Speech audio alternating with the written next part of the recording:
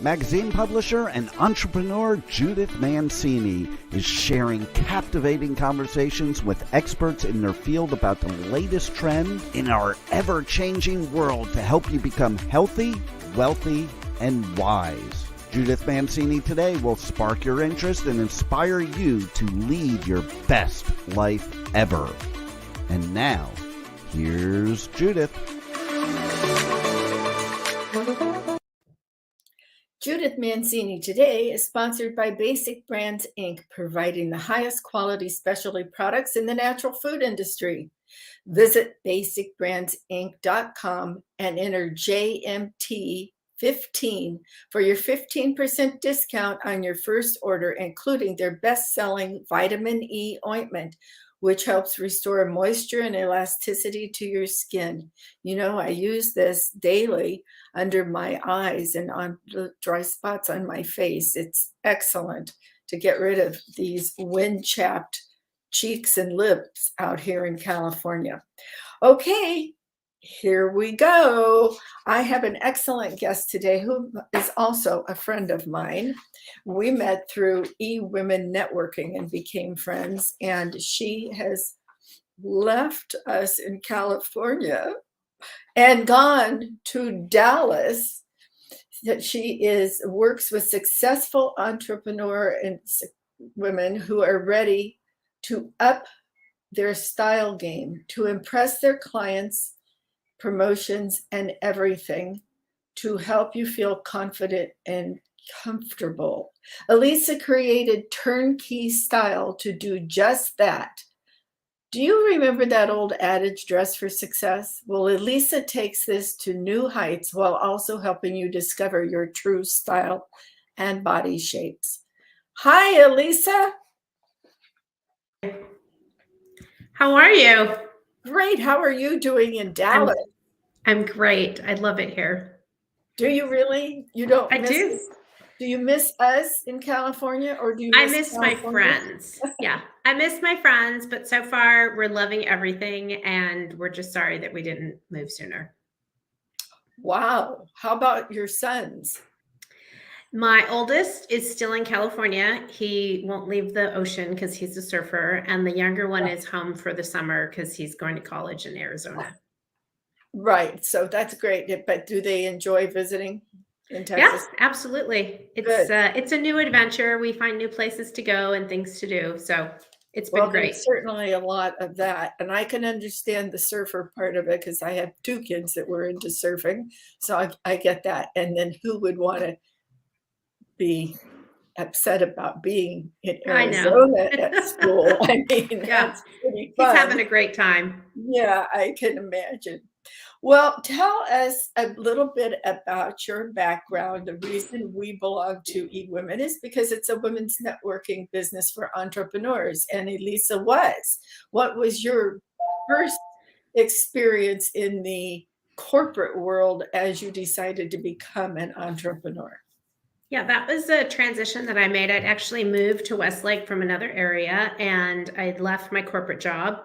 So I joined eWomen because I decided to become an entrepreneur, and I wanted to surround myself with other women in business. And it was a great opportunity that helped me grow.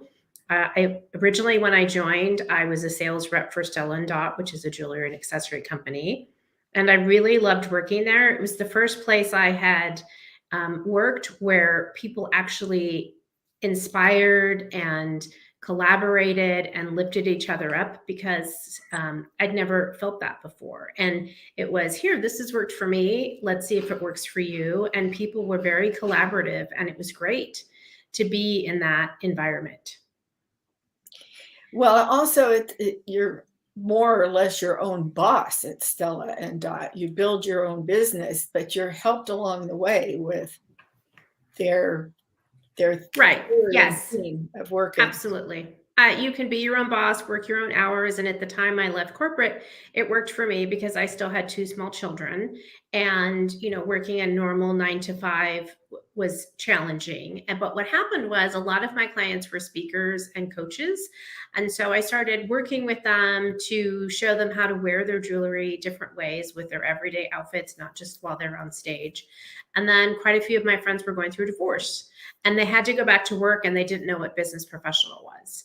So I was helping them put together outfits to help them figure out what they needed, what was missing. And my girlfriend kept telling me, you're really good at this. You should try creating a business. You should do this. And so that's what I did in 2018. I launched my original business. And when I was doing a trademark search, I found that it was already taken. So I had to kind of rebrand myself. And then that's how Turnkey Style was born. And you created Turnkey Style all by yourself. There's nobody else involved in it. This was your baby, Right. Your creation. Yes. You don't know what you don't know. There's so many people who are successful, influencers and all these people, but it takes time and energy and grit and mistakes, lots of mistakes before you kind of find your groove and things. I had created a whole website, I had materials, and then I found out that, oh, that name's already taken. So I had to completely rebrand myself, get new website logos, all kinds of things. And I didn't know. And it's only through working with people like eWomen that were in eWomen that I learned, okay, you should try this, or here, I'll introduce you to this person, or you might not know this, but you might need to take this, whatever it was. And so it was really a learning experience. And I'm still learning. I'm trying at the moment to implement a new CRM because my business is growing. Explain to our listeners what CRM is, and for those who don't know. It's where I keep my contacts. Right now I have my clients in one place, my newsletter in another place, people who've signed up for my webinar on another platform. And so I'm trying to put everything in one place. I send my clients invoices via Stripe and Square, so I'm trying to consolidate everything into one place. And I was feeling really stuck over the last 2 weeks. And I finally realized this isn't my zone of genius. Like, this isn't my thing. I am not tech savvy. But I came up in with a can-do attitude. My parents always taught me, you can figure it out. You just need to work harder. Give it 110%. And so there's this piece of me that says I should be able to figure this out. But really, this isn't what I'm good at. And so I've decided to hire someone to help me. And now suddenly it's like, oh, I can get back to working with clients and putting together look boards and doing what I'm good at. And so that's kind of a growing experience as an entrepreneur too, is learning what you're good at. In your business, you need to spend time with your clients because there's different parts of your company that requires you to be face-to-face with a lot of them. So I think it's good to consolidate everything. I experienced that when I created my natural skincare line. I didn't know anything about tech. I still don't know anything about tech. And then you have problems like getting banned on Facebook for something you said that they don't tell you what it was and you have no idea. So there goes part of your advertising or just trying to communicate with people. It's very confusing. So I think hiring somebody to straighten all that out and help you with it is one of the smartest things an entrepreneur can do, actually. Yeah. And it's challenging because, you think that you can do it all yourself. And there might be some people out there who can, more power to them. But I have realized that I need help. And so I'm just going to have to figure out how to work with a few more clients to help me pay for the help that I'm going to need. That's another thing that entrepreneurs don't think about. To start your own business does cost money. And there's a lot of coaches out there that nobody we know specifically or personally, but new coaches out there who will say, go ahead, just load up your credit cards, do this, do that. They don't tell you how much it does cost. I mean, even in a state, you have to get a business license or a tax number or something. Right. So otherwise, you're leaving yourself open to lawsuits and a great deal of fines. So I think it does. It's good to tell people, yes, it's cost me a lot of money, and now I need to push my business out there to gain the customers, to make it really a hugely successful, profitably company. Exactly. Yes. And it's about the best use of my time. Is the best use of my Yes. time trying to figure out a computer program or creating content and helping clients and pushing new information out there? And, Right. Because that's so how you get the money. exactly right. So, finding my platforms are LinkedIn and Instagram, sometimes Facebook. And, I have people tell me all the time, well, you have to get on Snap and TikTok, and I don't have the bandwidth for it, and that isn't where I believe my clients are. And so I'm going to stay in my lane for now and try and make the best use of those platforms. I think that's excellent. I think the name of your company and the little bit underneath it, which tells you what you're into on LinkedIn. LinkedIn, I find people search me out all the time, and I'm not even posting on LinkedIn right now. Right. So I've had really good luck with LinkedIn ever since I discovered LinkedIn. So Yeah. I think that's really a smart place to be. And Facebook is okay, but if they keep censoring people for no reason, like my posts fall to the bottom of the list. So you can't even see them sometimes, which is Yeah. ridiculous. But I think you're on the right platforms. I think those are really good platforms to be on. Instagram, and I need to get somebody to take care of Instagram, I think. Yeah. I mean, I enjoy doing it. If I get really busy, then it kind of, I slack off a little bit, but it's something fun for me. And it's a way for me to reach potential clients. And it connects my blog and my YouTube and other opportunities that I have. So if I'm doing workshops. And you have a great photographer. Thank you. Yeah, I've worked with Debbie Walton and Janet Barnett, and then sometimes I take a lot of my own pictures, and I just try and make use of what I have when I can. I thought maybe your husband was taking some of them when you're standing still.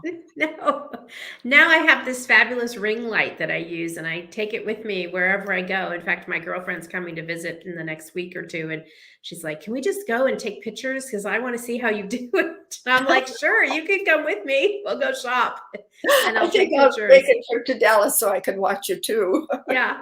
No, it's been moving to Dallas has been great for me. There's a difference in how people dress and from California, and people are, I want to say, they dress up more here than they do in certain parts of California, and things are more open here, and they have been for quite some time. And the the fun thing for me is that there's weather here. I've lived in California most of my Yes. life, and now Yeah. there's weather. It gets cold and it snows a little bit, and it gets hot and it's humid and it rains. And so some of my pieces work, some don't. I needed to add a few pieces because of the changing weather, but right now it's kind of fun. I agree with you. I do miss having lived back east and all. I do miss the change of seasons and all here in California. And I've pretty much had it with the wildfires and the way people are destroying the state. But there's reasons people stick around, and mine is because my daughter's here and her husband has his own business, which is quite successful. So it's difficult for them to uproot, and I don't want to. So I think anybody our age, your age, is easier for you to move. I'm a little older, but I think it's difficult to move once you have grandkids and all. But we're being forced to move, a lot of us, Yeah, because of what is going definitely on with the there's taxes. definitely there's definitely challenges that have come along, but for me it's just been great. My business has been really booming. People are coming out of the pandemic, and they don't want to be who they were before, potentially, or they might Right. not be going back to the office, and they have clothes they used to wear that they're not wearing, and they don't know what to do with them. They want new pieces that work for their more casual lifestyle, but they still want to look professional. So it's been great, and I love working with my clients to help them find things that help them feel confident and feel beautiful. So it's been good. And you also have a part of your company that goes and you will work through their closet to help them decide what they should say bye-bye to, and the other ones that you can mix and match and make totally different. I like the ones when you put up, here are 4 pieces and here's 11 different looks, things like Right. that. It's Yeah, excellent. I really believe that that's the closet edit session. And I really believe that sometimes you have to get rid of what's not working for you in order to open yourself up to trying new things. And sometimes, a lot of women have 2, 3, sometimes I just worked with someone who had 5 different sizes in their closet. Oh my. And yeah, and there's this idea that, women, mostly some men, we hang on to things and we say, well, I'll wear that when I've lost 5 pounds or 10 pounds or 15 or whatever it is. I'm going to get back into that. But what we fail to see is that we might not be the same person. If you have pieces in there from 2 or 3 years ago, you might not be the same person you were 2, 3 years ago. And even if it does fit, it might not be who you want to be anymore.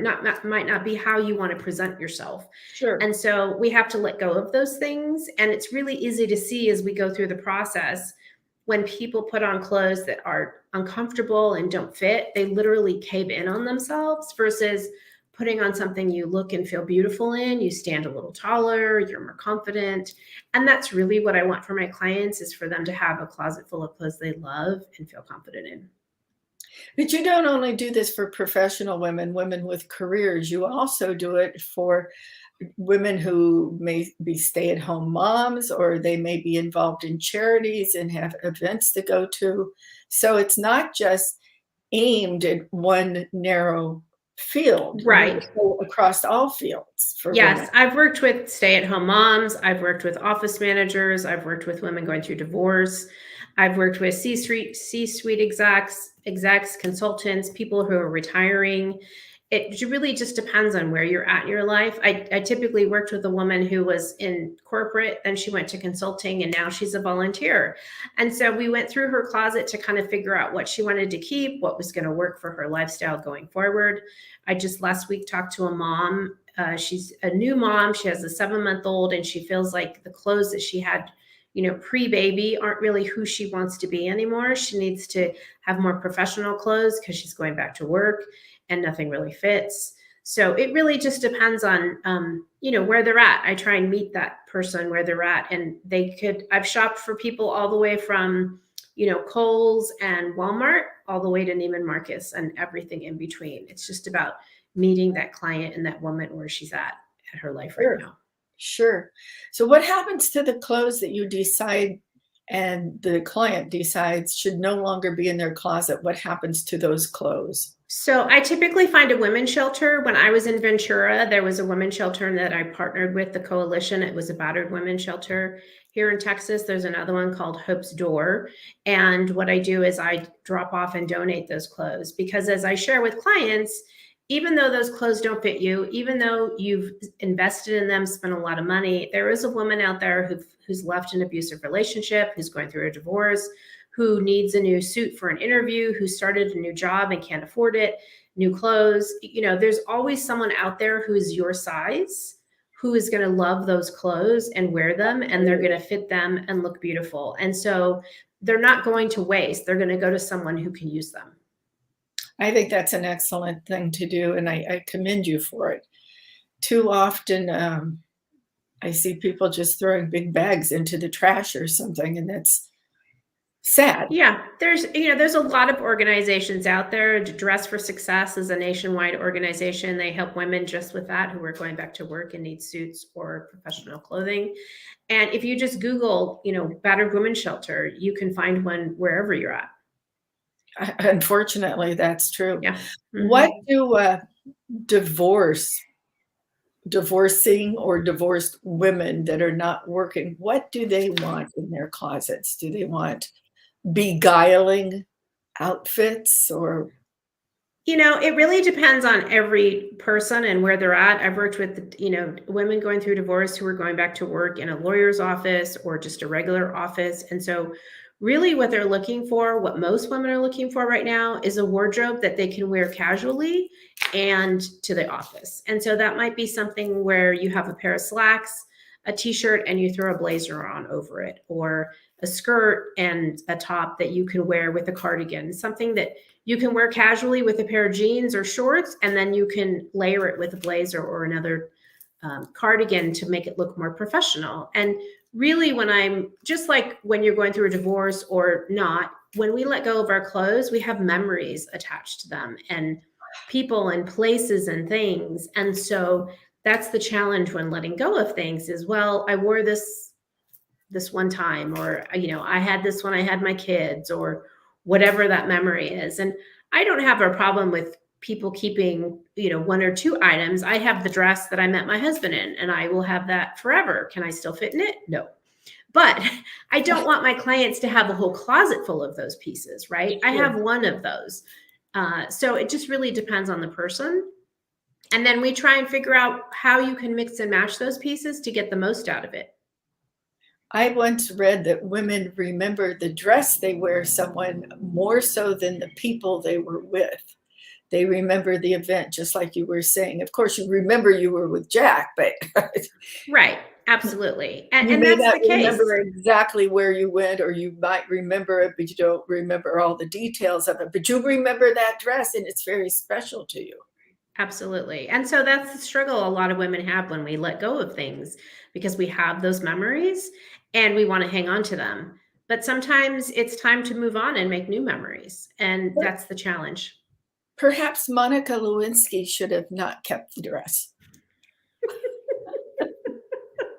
Just a thought, just a thought.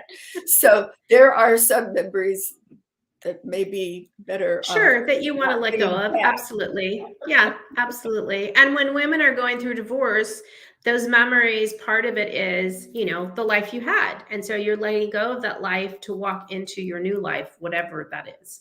And I think a lot of people are going through that right now because their life right now is a lot different than it was 2 years ago. Well, I think life really has changed. And I think also having a professional shopper like you are helping them, this is a good time for women to contact you because of inflation. And even if they're going back to work, they need to watch their budget, even if they do need a professional looking wardrobe as compared to the sweats or the pajamas that they were sitting in on Zoom calls and things like that. And I know you are a great shopper and you really have such a fabulous sense of style. Everything you do is beautiful, and you've always dressed very well. So tell them how this shopping works, because don't you also, first of all, mention your website, and then our engineer is so great. He will scroll it across our crayon on the bottom. Sure. It's turnkeystyle.com. And typically when I work with clients, I do the closet edit. And then if they are looking to update their look, I help them shop for new pieces. I also shop if someone's looking for something for a special event. And oftentimes people think that a stylist that's for a celebrity like the Kardashians. It's not necessarily for me, but what typically happens is I end up saving my clients money because I show them how they can find just a few pieces and intermix them like a capsule wardrobe, and or how you can use what you already have and then just add one or two pieces to expand your wardrobe. Sometimes we have the pieces in our closet. We might just need to add a blazer or a skirt or a jacket. And then it's going to expand the outfits that you can have with just a few pieces. And when I shop for clients, and we're talking about an update your look, I really try and help them find 3 to 5 outfits that they can then intermix, whether it's for casual or for going out or for work. And then in the end, you end up saving money because you're not constantly trying to buy things that are one-off pieces that you think, oh, this is great, it's on sale, but then you get home and it doesn't quite fit right, or it doesn't go with anything in your closet. And then you're stuck with this piece that you could have saved money on. Right. Just because it's on sale doesn't mean you should buy it. Right. Exactly. I should really suggest to clients after working together that they think in their head before they buy it, will this go with 2 or 3 other outfits in my closet? Can I make 2 or 3 outfits in my head that I know I can put together? And then think about, does it work for spring and summer, 2 seasons, or fall and winter? And those are the pieces that you want to search out because they're going to last you longer and they're going to be those classic pieces you can wear over and over. Absolutely. Absolutely. So do you also have, I notice when you send your blog out or when you do a little blurb on Facebook, a post on Facebook or something, you will say where you got your outfit from and that you have it available through you, or they can go to the site. Explain how all of that works. Sure. It's like an affiliate program. So if I buy something, typically when you see on Instagram and Facebook, there's a lot of influencers who buy things and then showcase them so that you can purchase them, and then they get a small fee for it. And I have promised that if I'm showcasing something, it's something that I would actually wear that fits my body and my lifestyle. I don't want to show things to my community that I wouldn't actually purchase or wear myself. And so I try and find things that are within a certain budget, within my budget. And there are times when I splurge because I feel like it's a more classic piece that I could wear year after year. And then I think about it as a, cost per wear versus a price, because I could go to Target and find something inexpensive that will last me, maybe a season, or I might spend a little bit more money at a different store and that could last me years. And then in my mind, it's worth the added cost because it's going to last me longer. I'm a total person like that, because I do have pieces in my closet that are designer clothes that I amortize down. Sure, absolutely. Years. But I also have a pair of leggings, and they are a leopard print. And I bought them 8 years ago from Zara. Right. And I paid $4 for them. Yeah, you just never know. You really, yeah, you just never know. Sometimes you have pieces that, like this jacket, it's an Eileen Fisher jacket that my mom actually gave me. I've probably had it for 8 years, and she probably had it for maybe 3 before that. And it was about $200. But it's a classic piece that I will wear for another 5 years, whereas the t-shirt, I think I got this one at Banana Republic for like $15, and it might last me a year, maybe 2, or it might last me a month, but because it was $15, I'm not going to worry about it. Right, exactly. And I think that's the way to shop, and that's the way to dress. And I think Sharon Stone had a lot to do with that when she went to the Academy Awards one night, when I think she was nominated that year. It was several years ago, maybe when she did that movie where she was stalking the guy. Yeah. She had a white t-shirt on with a ball gown skirt on the bottom, and she had just gotten it at the Gap, I think, at the time. Yeah. And sometimes you can put pieces together and look beautiful. Yes. They start to realize what you can do with these different things. Absolutely. Look, it takes a talent, and you have that talent. Thank you. I have seen people who have spent a lot of money on clothes and don't look put together.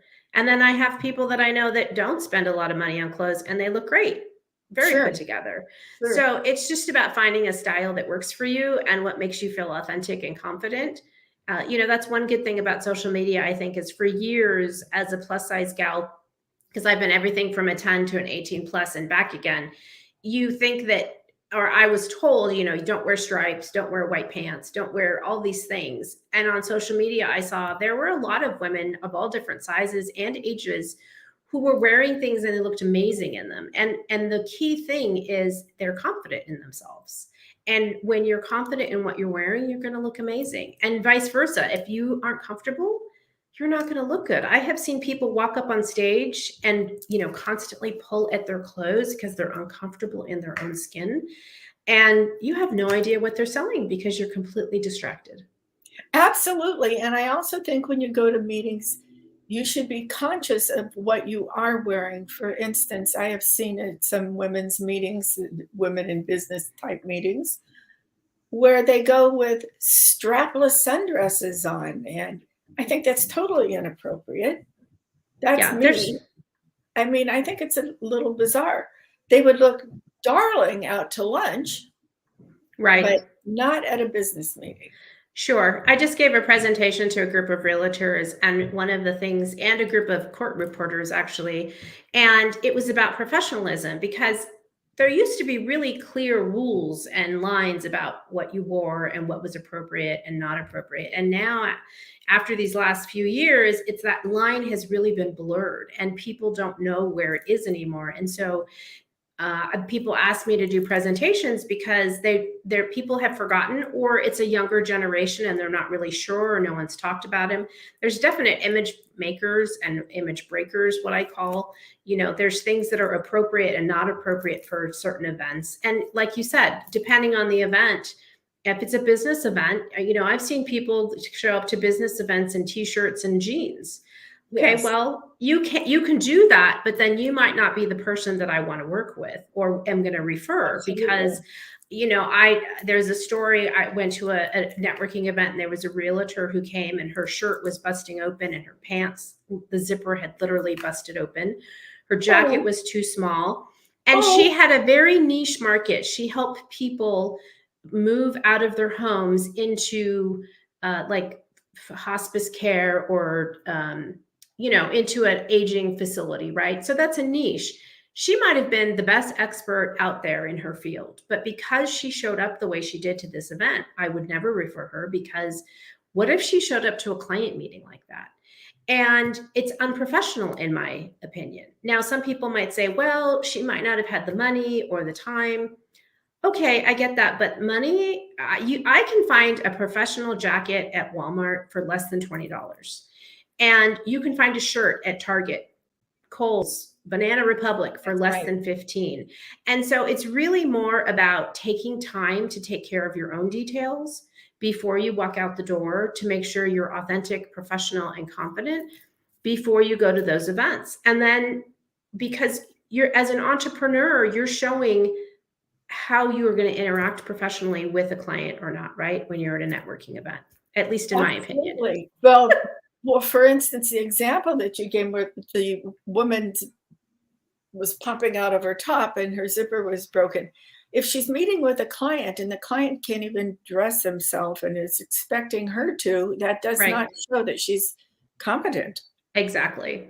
Yes. And so not a lot of entrepreneurs don't think about that when they walk out the door. We think our business is Monday through Friday, during certain business hours, but because that line has been blurred now, we're working from home, we're not going to the office. I really think that showing up and getting dressed, even if you're just going to run out to the store for groceries or to the post office or whatever it is, you are your brand. And how do you want people to remember you? Right. And your style. And I just listened to, it's called Simply Be. It's a branding book by Jessica Zweig. And she talks about how you show up is part of your brand, and it's how people remember you. So how do you want to be remembered? Do you want to be remembered as, the gal who's wearing athleisure wear in the grocery store and you're a professional financial advisor, or, the realtor who showed up not wearing the appropriate fitting clothes? Or do you want to be showing up as your best self, wherever you are, whether that's a baseball game or the grocery store or meeting with a client? You're absolutely right. And I always try to, I'm a strange person. I get up in the morning and I put my makeup on. I don't wear a lot of makeup, but I always put my makeup on. I always try to do my hair, not fancy, but brush it and make sure it's clean. Right. And I always put something on that if somebody, like you say, you run into them, you want to look presentable, not like you're living on the street. Sure. Now, back in the day when I had my publishing company, this was 26 years ago, and I took over the business, there was casual dress had been just come up into the corporate world. And my office was just dressed horribly. So I had to write the handbook for how you come. And I kept Fridays casual, but I put in no jeans because I had some pretty hefty women in there that shouldn't be wearing jeans because they were popping open, like you were saying, and all. But I also, at that time, I had to put in, you must wear stockings if you have a skirt or a dress on. Now it's totally changed and people put leg makeup on or something. And right. There's a lot of, but there's been studies that have said if you're casual all week in a corporate office, the production is down. It's not as high as it could be if you're dressed. Right. Yeah, and I absolutely agree with that. I will say that there did used to be rules about women and hose and nylons and heels. And I'll just admit that I don't wear nylons. I haven't since I was a teenager. I told my mom I'm never wearing them again. And she told me it was part of being a woman. And I was like, well, I guess it's just not going to happen for me. But the idea is, yes, how you dress definitely affects how people are, how they perceive you. In fact, this is part of my presentation. There was a study done at Yale in 2014, and they had two different groups of men, one in a group of sweats and one in a group of suits. And the group, they did mock negotiations, and the group in suits actually made 2.1 million, I think, or 2.4 million. And the men dressed in sweats only made about 600,000. So not only did the men dressed in suits make considerably more, double, but here's the bigger thing. They actually found that they made bigger picture decisions. They were more likely to speak up. They were more likely to think big picture. They were more likely to make decisions in difficult situations. And the men in sweats were more likely to defer, were more likely to get stuck in the details, were more likely to not make those decisions. And so how you show up definitely affects how you feel, how you're perceived, the actions that you take. And when you dress up and show up for yourself and are more confident, it's more likely that you're going to take those risks and make those big decisions. And for everybody, that's different. You know, for some people, getting up and getting dressed is putting the makeup on. For others, it's putting on jewelry. For some, it's doing their hair. And for people like me, it's the whole shebang. But it's you have to figure out what that is for you and find your happy spot. Well, I think it also makes a difference in your relationship, your living relationship. If you have a partner, a husband, a lover, what have you, or a wife, I think you need to always look your best. That doesn't mean dressing up, but it does Right, mean absolutely. looking your best. It's about taking care of yourself. Sure. That old song, don't kiss him goodbye with your hair still in curlers, you know? Yeah. You know, my son, I can think of a song for anything. So yeah, my son went out a couple months ago to look for a job, and he went out to about 20 different places. He was wearing khakis and a dress shirt, and he really didn't get much traction, and he was kind of frustrated. So he went out and bought himself a suit and went back to those same 20 places again. And he called me at the end of the day and he said, Mom, I'm going to wear a suit every day for the rest of my life. wow. And I kind of had to giggle. And so he shared with me that one, he felt better about himself. He felt better, more confident in how he looked. But he said people opened doors for him. They were nice to him. They offered him coffee. They asked him if he needed anything. He ended up getting 4 or 5 interviews that day. And he said, I don't think the people realized that I was the same guy as, you know, basically I'd been there yesterday. Sure, they and didn't. Right. And the transformation was so stark to him in how he was treated, how people perceived him, who talked to him, who didn't talk to him. And the only thing that changed was that he was wearing a suit. And he still wears a suit to this day, Monday through Friday. And it really made an impression on him. Yeah. And it's, you know, it's that thing I used to tell them when they were kids, that they had to get dressed up and wear quote unquote real clothes because they wanted to wear sweats or athleisure wear. And I was the, you know, mean mom because I made them get up and get dressed and put on real clothes. And when he went to college and afterwards, he kind of got very casual and was wearing the sweats, and he openly admits that. And now he realizes what a change it makes him feel and what a change is in how people perceive him and treat him. I totally believe in that. I think raising your kids and telling them how to dress for different occasions is really paramount to their success in life. Yeah. And he learned it on his own. I mean, I kind of instilled it in him. He rebelled and did his own thing, but then he came back to it and realized, okay, mom was right. Yeah, absolutely. And I think that men, it doesn't enter their heads when they're in college and all, and unless they suddenly meet a girl that they really like. Sometimes it might be having material. Right. Having someone that's a partner or someone you're interested in definitely makes a difference. Yes. But that brings me up to, do you deal with gentlemen also? I have worked with a few men, yes. I've worked with quite a few that were going through divorce, and one that really wanted to update his look. He was looking at his branding, and we talked about how he was in the financial industry, and he helped take people from being crazy and overwhelmed to a life where they had a team of people helping them. And so we talked about it because on his picture on his website was a very dark, dark background, stark, dark suit, very professional. But then his website was all beachy and, calm and serene. And I said, you are your client because you want to take people from this stark financial place to this calm, beachy world, right? And so we talked about changing some of the colors he was wearing. Instead of a dark black, almost navy, let's talk about a light blue, like the color of the ocean, a softer look for him. So he was more in line with his brand. And then in his price point that he was willing to work with because he didn't want to spend a lot of money. And it's the same with women. I work with them wherever they're at in their price point. Sure. Excuse me. I'm losing my voice. The wind is blowing out here again. Where would you take men to look for suits or blazers and things like that? So it really depends. I've worked with men, and we have looked at places like Men's Warehouse, Nordstrom's, and Neiman's. And Men's Warehouse, for some, they have it. They think, oh, I don't want to shop there, but really they have some quality pieces. And different brands, don't they? They carry different brands, and they have a wide variety of sizes, and it works for some price points. Nordstrom's for years was my go-to place, even for my husband. But over the years, they have changed some of the brands they're carrying, and a lot of their pieces are now geared towards the younger, more trendy male, which is great. But a lot of my clients are over 40, and they may not feel like they're in that trendy space. And it's the same for women.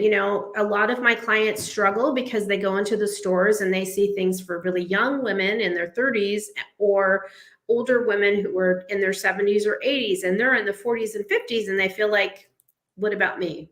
Where are the clothes that I can wear? Or finding things that fit, because a lot of the brands, especially for women, they are made in a lot of different countries: China, Taiwan, Philippines, and Vietnam. They all have a different sizing method. I've gone into, if we think that if we're a size 10, we can go into the store and just try on the size 10 and it should fit. And then we get angry with ourselves or upset and feel less than when it doesn't fit. But really, you could be anything from an 8 to a 12 potentially, because absolutely, there's no standard in sizing, and you just have to take some time to really figure out what's the right brand for you. And sometimes that can be hit or miss. And it's a challenge now because a lot of stores are not carrying a lot of product in the store. Because of the pandemic, they got hit carrying a lot of product. They carry a lot more selection online now than they do in the store. And it's challenging because we want to go into the store, try it on, see if it fits, feel the fabric. We want to know if it's stretchy, if it's breathable, and you can't do that when you're buying things online.